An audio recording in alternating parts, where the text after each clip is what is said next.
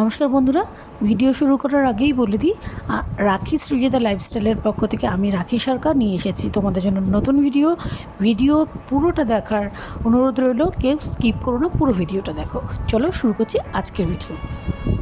সবার প্রথমে পুরীর মন্দির সম্পর্কে কিছু তথ্য আমরা জেনে নিই। চলো। পুরীর জগন্নাথ মন্দির হলো একটি গুরুত্বপূর্ণ হিন্দু মন্দির, যা ঈশ্বর বিষ্ণুর একটি রূপ জগন্নাথকে উৎসর্গ করা হয়েছে। পুরী ভারতের পূর্ব উপকূলে উড়িষ্যা রাজ্যে অবস্থিত। এই মন্দিরটি একটি বিখ্যাত হিন্দু তীর্থক্ষেত্র, বিশেষ করে বিষ্ণু ও কৃষ্ণ উপাসকদের নিকট। এটি চার ধামের অন্যতম, যেখানে সকল ধার্মিক হিন্দুদের জীবনে অন্তত একবার যেতে চান। মন্দিরটি বেলে পাথরের তৈরি। 1161 খ্রিস্টাব্দ নাগাদ এই মন্দিরটি প্রতিষ্ঠা করা হয়।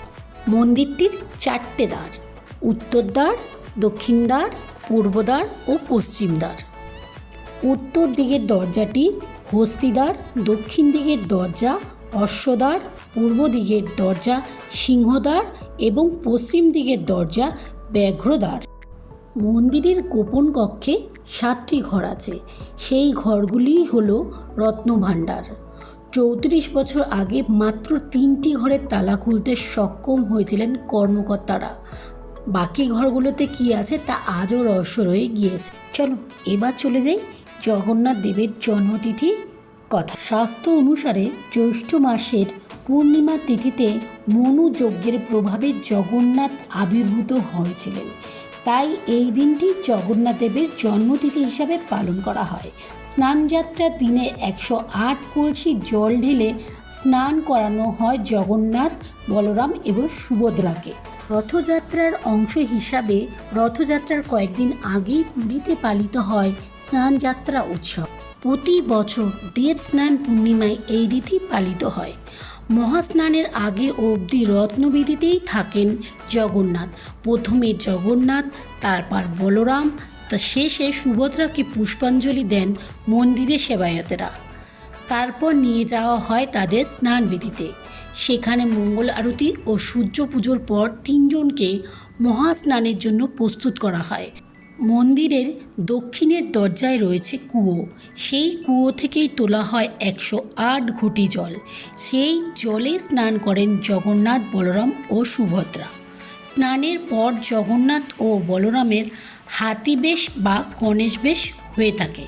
জগন্নাথ দেব স্বয়ং নির্দেশ দিয়েছিলেন, মহাস্নানের পর তার অঙ্গ রাগবিহীন রূপ যেন কেউ না দেখেন।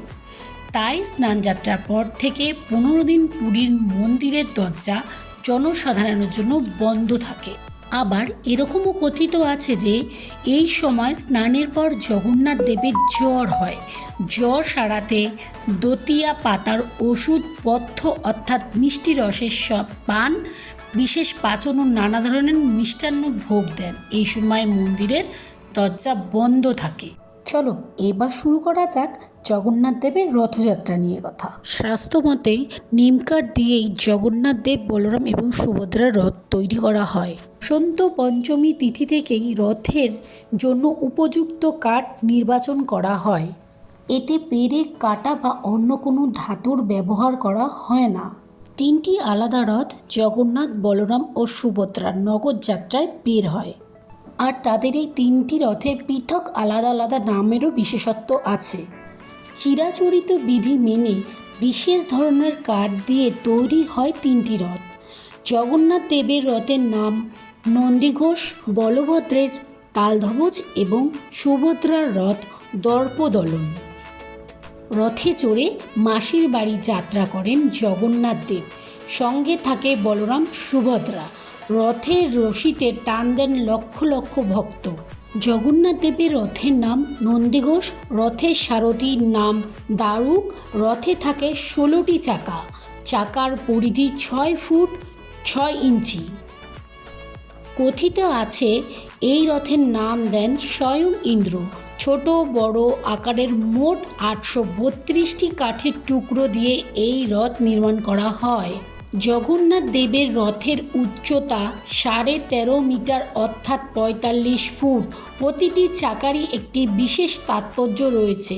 কথিত আছে জগন্নাথ দেব প্রকট হওয়ার আগে 16টি উপাদান দিয়ে পৃথিবী নির্মাণ করেন। চন্দ্রের যে 16 কলার কথা আমরা শুনে থাকি সেটা আসলে চাঁদ 16টি কালারের পরিক্রমার মধ্যে দিয়ে একটি কালচক্র সম্পূর্ণ করে। জগন্নাথ দেবের রথের চাকাও সেই 16টি কালারেরই প্রতীক। রথে জগন্নাথ দেবের পার্শ্ব দেবতা হিসাবে 9 জন দেবতা থাকেন। তারা হলেন গোপীকৃষ্ণ, গোবর্ধন, রাম, নারায়ণ, ত্রিবিক্রম, বাহর, রুদ্র, নৃসিংহ এবং হনুমান। বলরামের রথ তালধ্বজ 45 ফুট উঁচু এবং সুভদ্রার রথ দর্পদলনের উচ্চতা 44.6 ফুট। জগন্নাথের রথের নাম নন্দী ঘোষ, রথের পতাকার নাম ত্রৈলোক্যমোহন, আর দারুক হচ্ছে রক্ষক, সারথি দ্বারকা।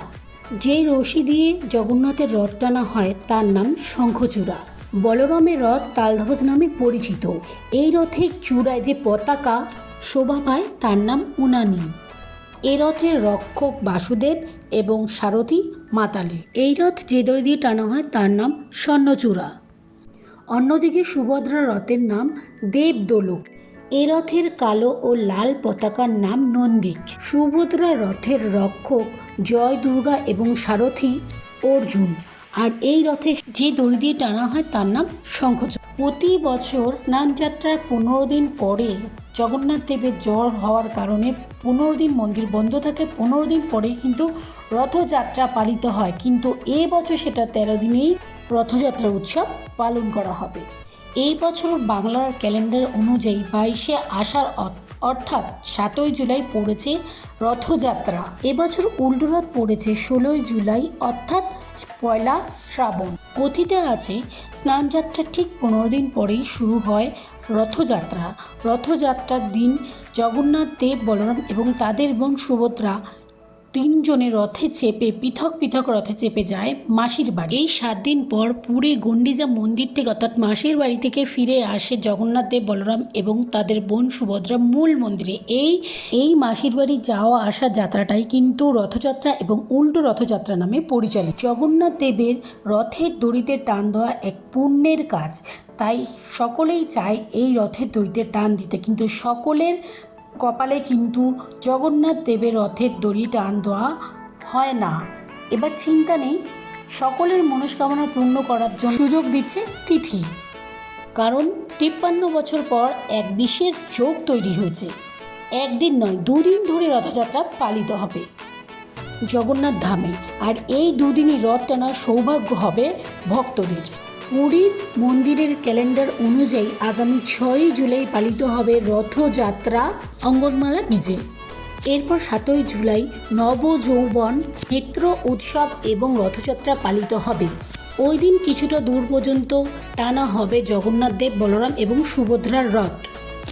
এর পরের দিন অর্থাৎ 8ই জুলাই নিয়ে যাওয়া হবে 3 ভগবানকেই গুন্ডোজা মন্দিরে। তার ঠিক 7 দিন পর জগন্নাথ দেব, বলরাম এবং তাদের বোন সুভদ্রাকে নিয়ে আসা হবে পুরীর মূল মন্দিরে।